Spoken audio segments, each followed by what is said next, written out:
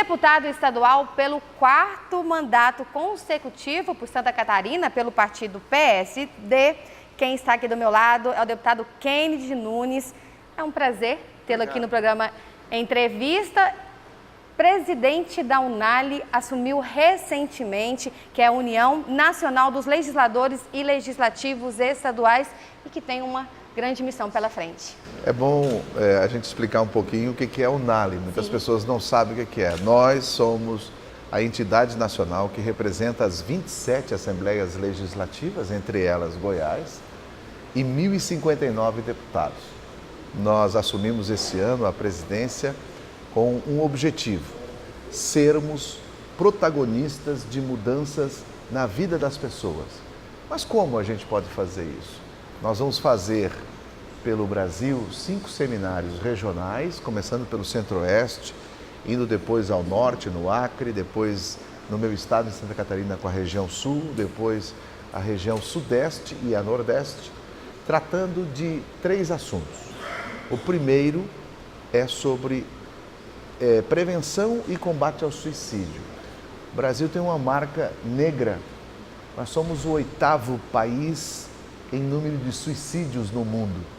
E pelos números da Organização Mundial de Saúde, passaremos a 4º lugar.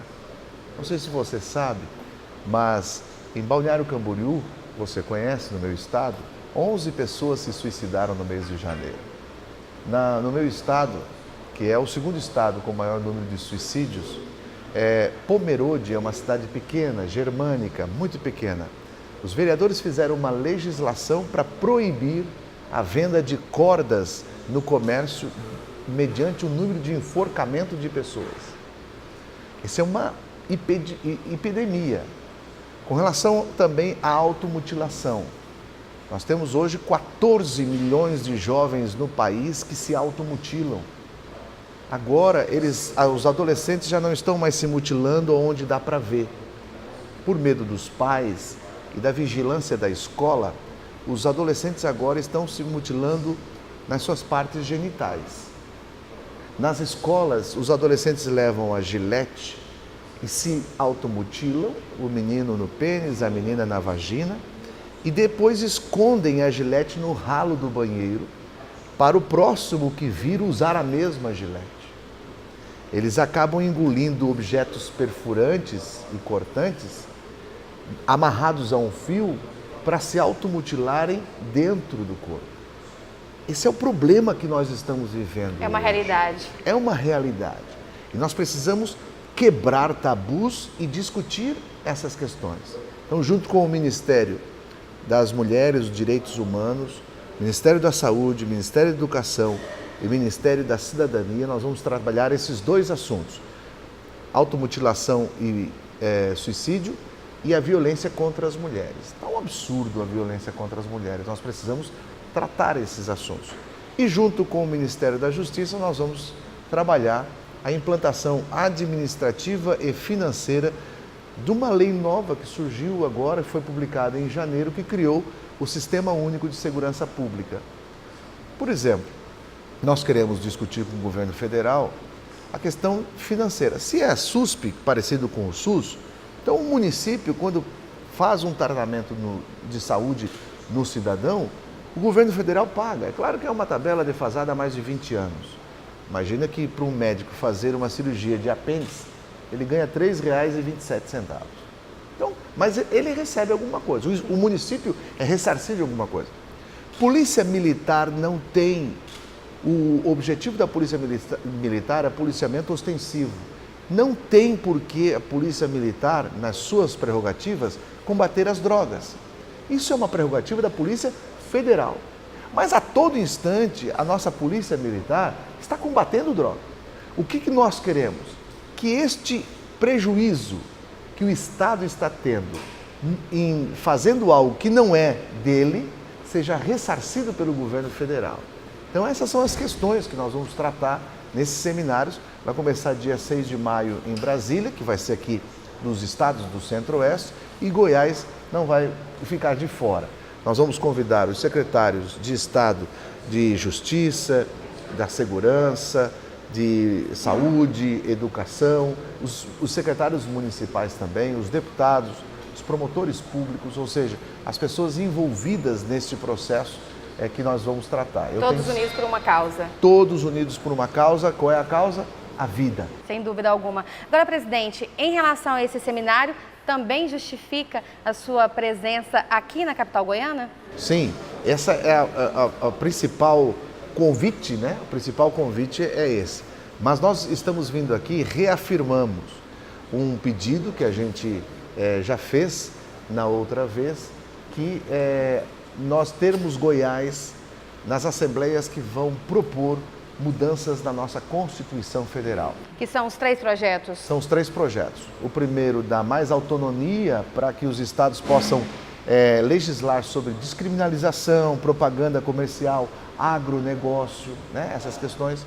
A segunda, dando oportunidade para que o cidadão, através de uma emenda coletiva, possa fazer emenda constitucional também.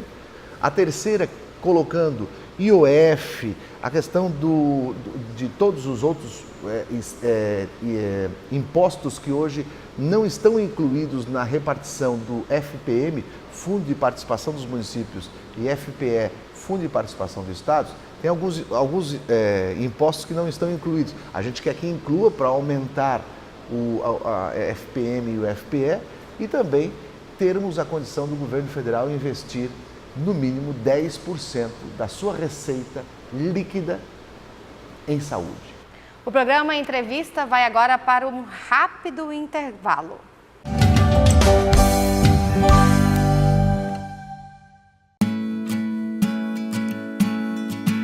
Para chegar até o Superior Tribunal de Justiça, um processo em papel leva cerca de 7 meses. Com a virtualização, os processos podem ser enviados eletronicamente em apenas alguns segundos. O que antes levava meses e muito papel, agora está a um clique. Virtualização de processos, porque ter acesso fácil e rápido à justiça é um direito seu.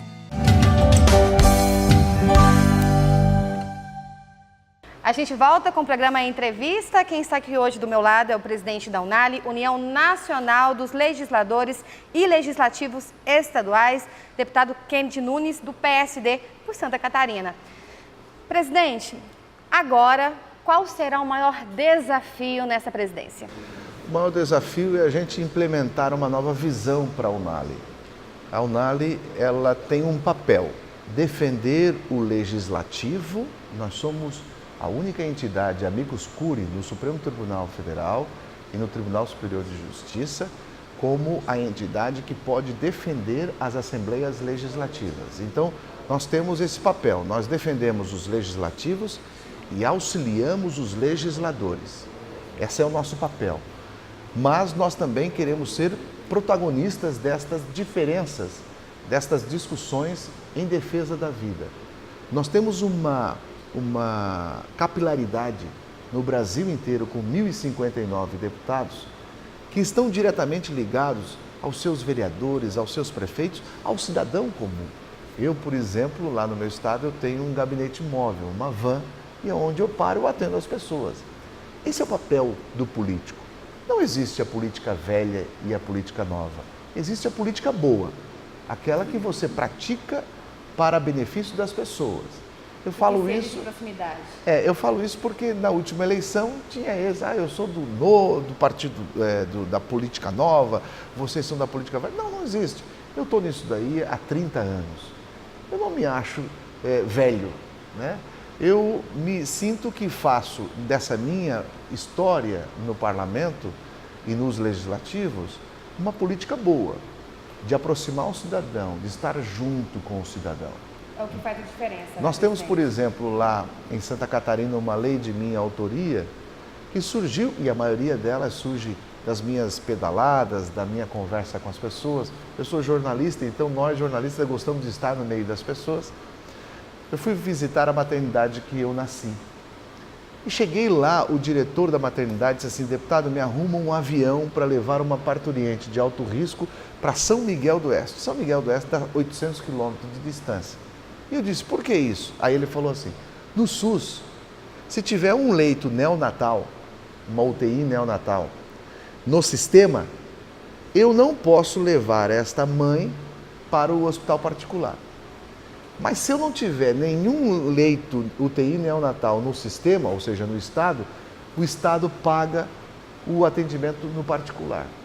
Aí eu digo, meu Deus, como é que é esse negócio aí? Agora, como é que eu vou pegar uma parturiente de alto risco, colocar num avião, ela viajar 2 horas para ela chegar lá e ter a criança? Então, o que eu fiz?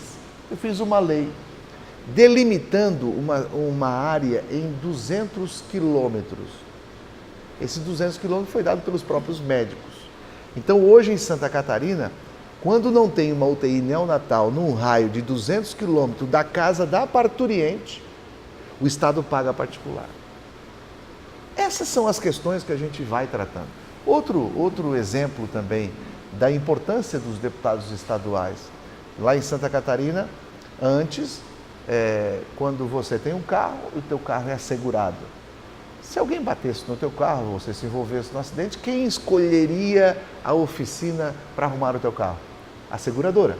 Eles chegam para você e dizem, olha, vai lá em tal e faz o orçamento. E conversando com as pessoas, eu fiz uma lei que dá o direito do segurado escolher a oficina. Não mais a seguradora indicar a oficina. É muito interessante porque o rapaz que trabalha comigo bateu o carro, ele foi lá na seguradora e a seguradora dele disse, você vai em tal seguradora. A oficina dele falou assim, não, eu tenho uma lei que me garante eu escolher. Aí, é verdade. Aí ele escolheu, fez 3 orçamentos, escolheu, depositaram o dinheiro na conta dele. Daí ele mandou uma mensagem para mim, deputado, eu não sei se eu arrumo o carro ou se eu pago conta. Por quê? Porque favoreceu o cidadão nessa questão. Então, eu acho que são os nossos desafios. Fazer com que os legisladores, sejam eles de primeiro ou muitos mandatos, tenham cada vez mais uma aproximação do eleitor, do cidadão, para que nós possamos perceber essas dificuldades e garantir em lei a obrigatoriedade para a melhor vida do cidadão. Presidente, o Pacto Federativo será prioridade? Pacto Federativo já é um assunto que já estamos prestes. Eu preciso de 16 assembleias. Eu já estou com 13. Então, Goiás não vai ficar fora. Conversei com o presidente Lissauer, com o deputado Humberto Aidar, que é da CCJ. Eles vão dar uma celeridade nesse processo. Eu acho que isso logo a gente estará entregando na Câmara Federal as nossas emendas positivas. Existem que propostas, né, de mudanças no Pacto Federativo? Tem até aqui no documento? Aqui, eu quero te entregar. Sim. São as propostas mais detalhadas. Quanto que o Estado vai ganhar mais com a inclusão desses impostos na distribuição do FPM e FPE? O que o cidadão vai... Por exemplo, nós temos a ficha limpa. A lei da ficha limpa surgiu das pessoas, mas ela não é uma emenda constitucional. Pela nossa proposta, quando metade dos estados assinarem um abaixo-assinado com a metade dos estados e 2% do número de eleitores, o cidadão poderá fazer uma emenda constitucional.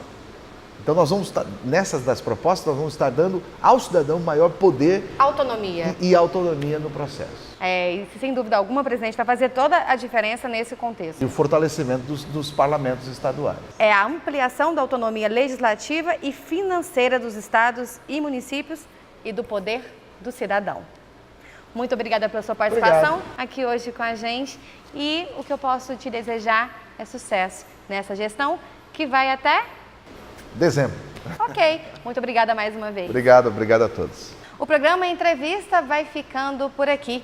Continue agora com a nossa programação pelos nossos canais ou pelas redes sociais.